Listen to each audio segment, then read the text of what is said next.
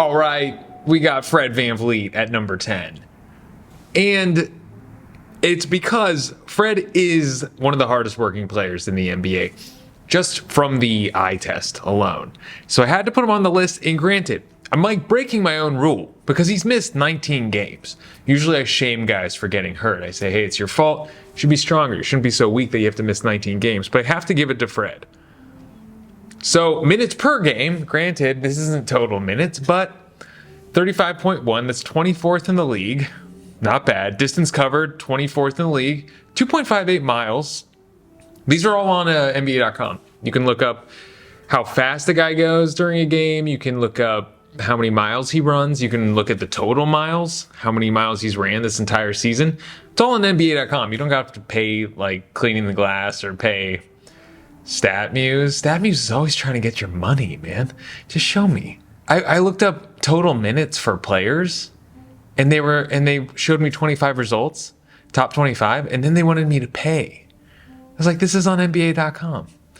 Granted, they got to make money. It's a good website. So, steals per game, 1.7. Steals per game, 7th in the league.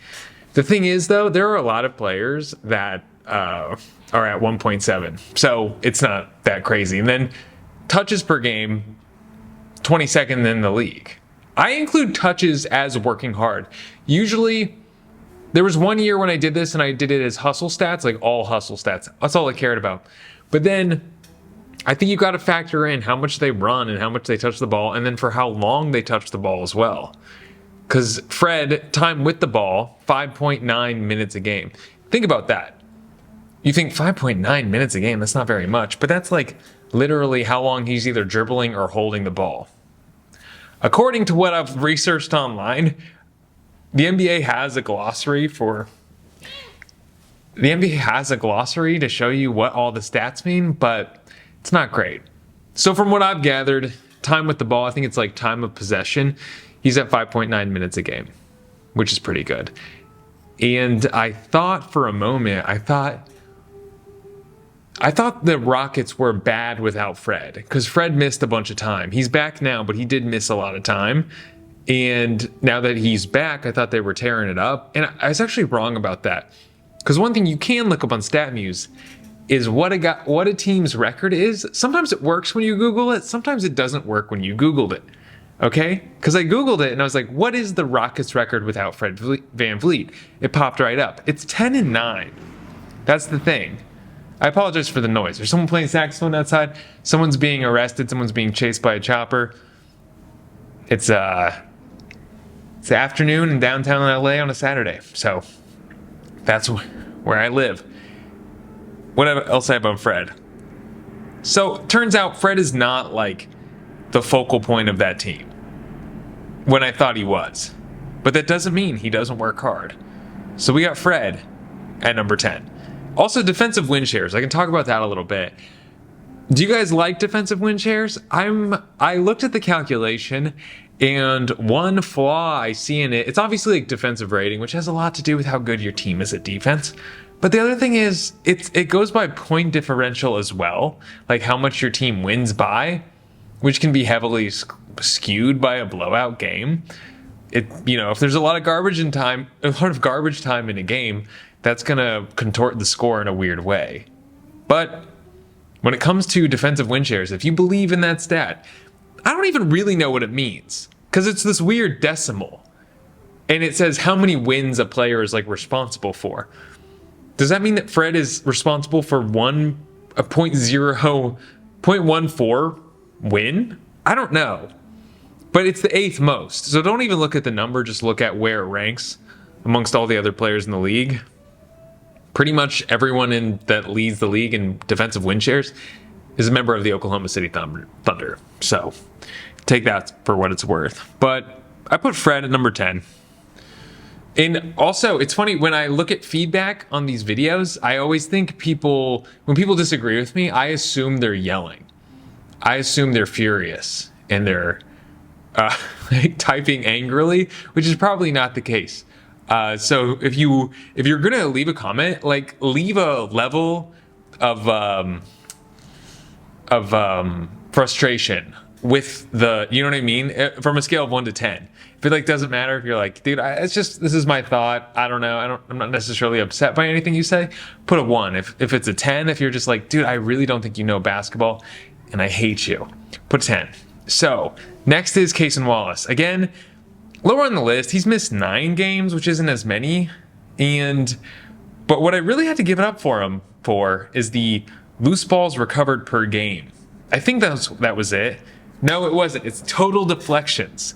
So he's 6th in total deflections. He's a sub, kinda. What's he started? 37 games? Okay? Not necessarily a starter. And he has the 6th most deflections and 1.7 steals per game. 6th most steals. So, really what I'm trying to say here is, if you look at his per 36 stats, one of the best defenders in the league. So, that's what I had to give it to him. One of the greatest, gets in the passing lanes, man. And he's fast. He's going to be a restricted free agent in 2027. Do you think? So, Oklahoma City is going to have they're going to have a lot of guys that they're going to have to re-sign. I think his contract's going to be pretty cheap. But do they extend him, or do they wait for another team to give Cason Wallace an offer and then match that offer? That's what I want to know.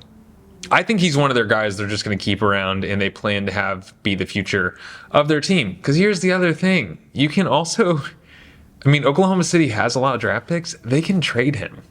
They can trade him for more draft picks. Because eventually he's going to be expensive. Because he's a great player. He's awesome.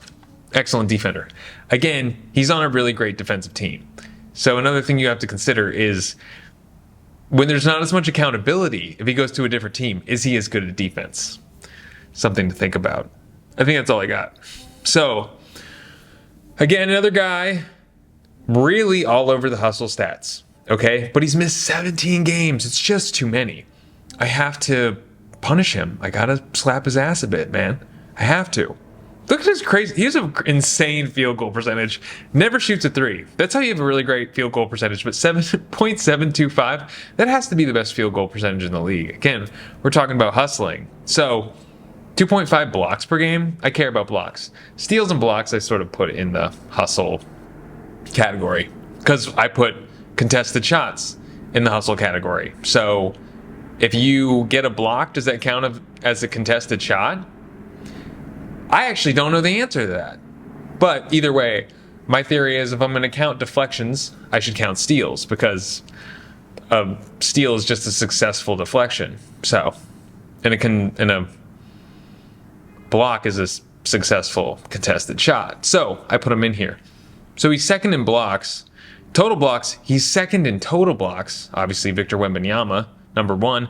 But think about this. He's 2nd in total blocks. He's only played in 50 games. Dang. Box outs per game. Box outs is just when you put your ass on a guy. That's it. That's all it means.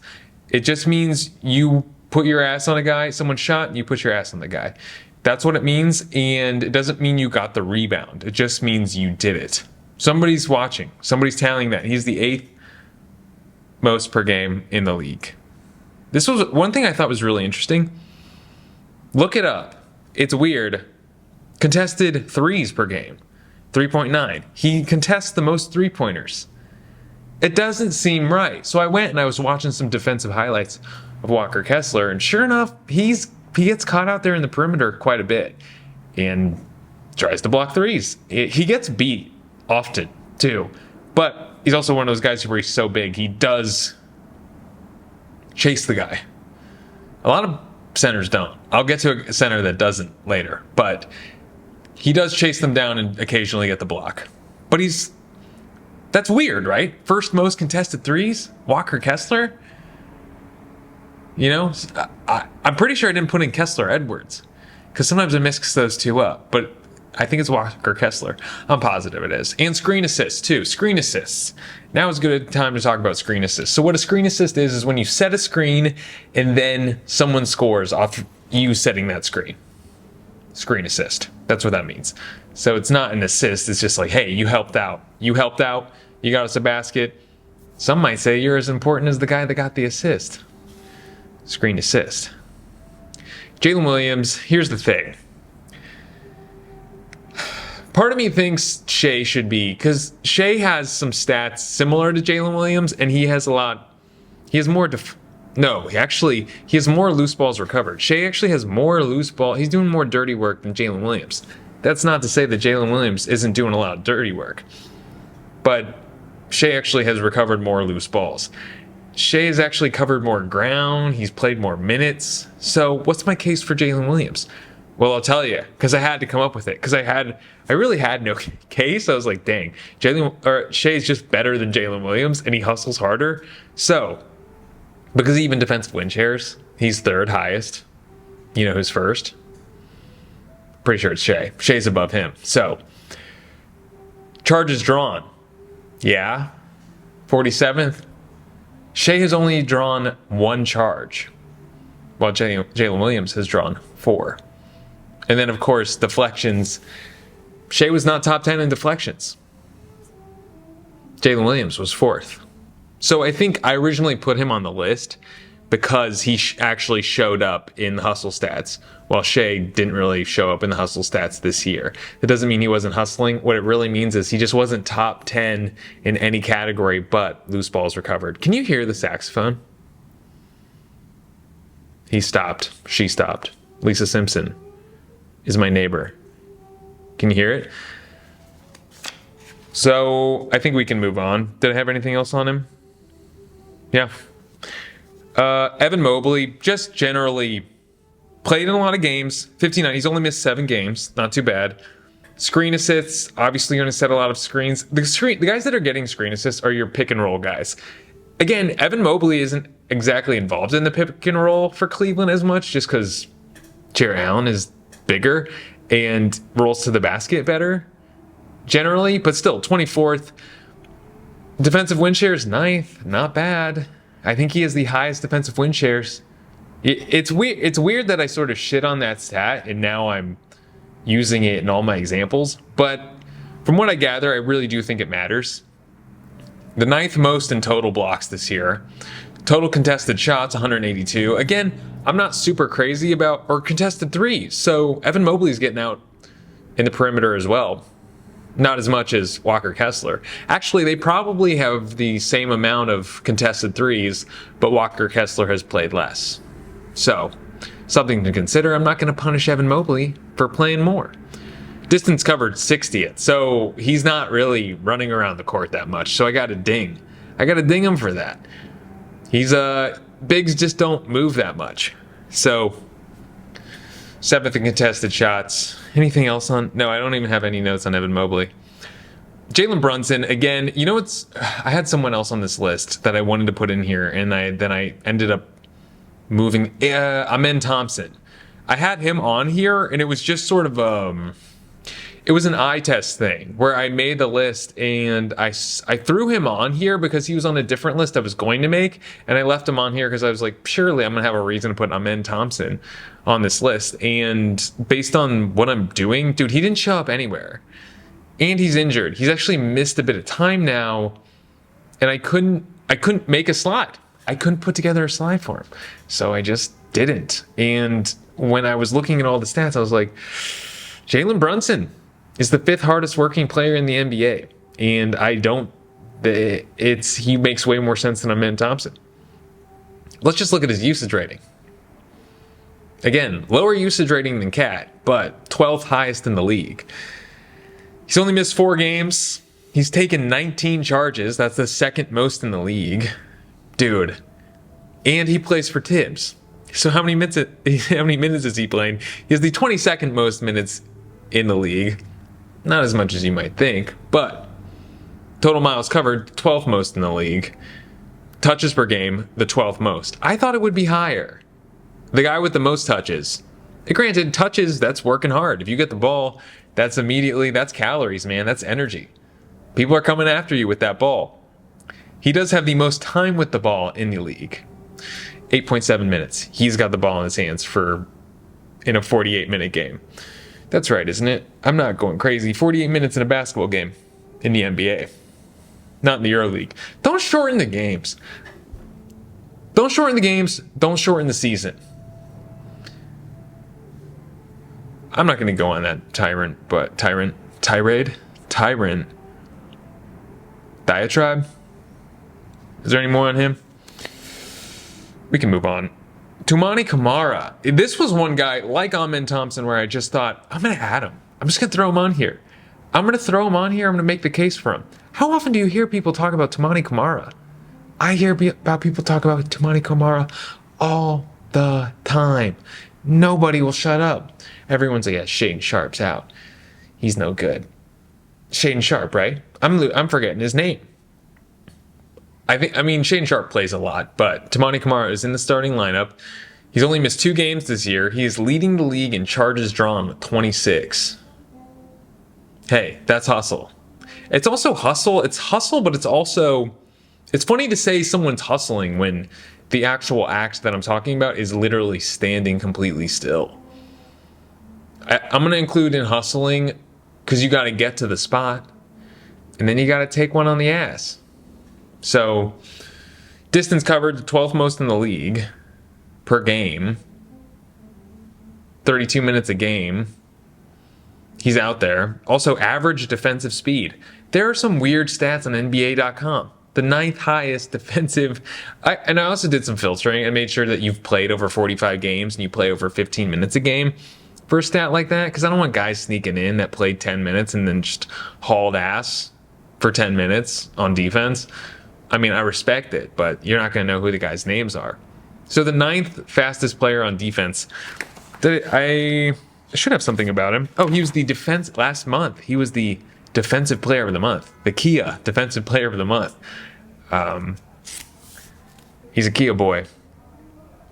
And yeah, I think we're good there. But steals, 1.5 steals. Again, a lot of players are in the 1.4 to 1.7 steals per game range. So they're, quite the thieves. What do we call him? Is Toumani Camara? No. I was gonna ask if he's Australian. I think he's like Nigerian, I want to say. I think he's from America, but I think tell me if I'm right. Or if I'm racist. I don't know. But I want to say he's Nigerian. Also, are we going to say it? It's a cutie patootie. What are we just going to not? It's a cute kid. Dyson Daniels. And again, I wanted to put him on my best two-way players list. And I'm glad I finally get a chance to put him on a list because he is not a great two-way player. Incredible defensive player, but I could not justify putting him on best two-way player. But he works hard. He gets in there. He's a grinder, man. He's only missed 5 games. Totals, loose balls recovered, 62. Second most in the league. We're going to get to and I think he's 1 behind. No, he's not. He's 6 behind the league leader in loose balls recovered. Distance covered, 2.72. 7th most in the league. Total deflections first, by far, 369. Nice. Steals, 3.0. I think the next person down steals per game is 1.7. And you can watch, I made these GIFs. I believe I made all these GIFs. But that ball just vanishes. He's the great barrier thief, right?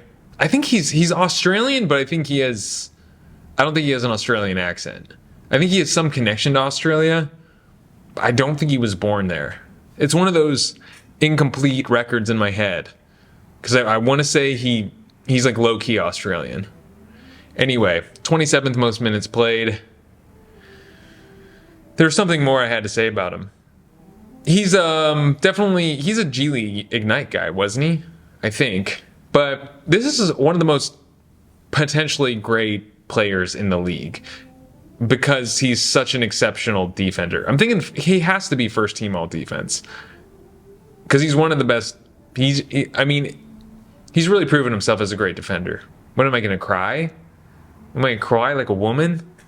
No, I'm not. That's it. I don't have any more notes left, so I might as well just flip this over and don't keep looking at it. Okay. Now, Glazer's got to glaze, right? Ryder's got to ride. I have to throw my man on here. Listen, I didn't want to do it. I didn't want to put him on the list at all. I had him at 10. And then, as I was making the slide, I was like, actually, if I'm really using all the metrics I'm using, Jokić is the hardest working player in the league. And you may have watched a game last night or a couple nights ago and just seen him get beat. Just end up being a point of attack defender and just get cooked at the 3-point line and not move at all and say, what are you talking about? He definitely is an exceptional player, but he doesn't work hard. And then you think about it, I guarantee you he burns the most calories. He uses the most energy in a game, okay? So 10th most total minutes. The Nuggets aren't good without him. They're on the on-off numbers for him, plus 49. On my other channel, I talked about it this week. If he wasn't out there on the court this year, if he just missed the entire season, the Nuggets record would be 49 less wins. They'd have 49 more losses. Again, if you believe in on-off numbers. He's important. So he plays a lot of minutes. He's only missed 6 games. The first 105 touches per game. That's more than anyone. Significantly more than anyone. And then in the hustle stats, deflections per game, he's 3rd. Screen assists, 3rd. How often does he get an ass on a guy a game? 2.4, 7th in the league. Distance covered, 27th. Granted, again, he's a center. He doesn't cover a lot of distance. But I think I'm making a pretty... Take this and then also account for the fact that he has the best stats in the league. I think he's top 3 in points, assists, rebounds, and steals. I mean, there's a case to be made that he's the hardest working guy in the league. I wouldn't put him as the hardest working guy in the league on this list just because I didn't put Shea on here, and I don't think that would be fair. Because,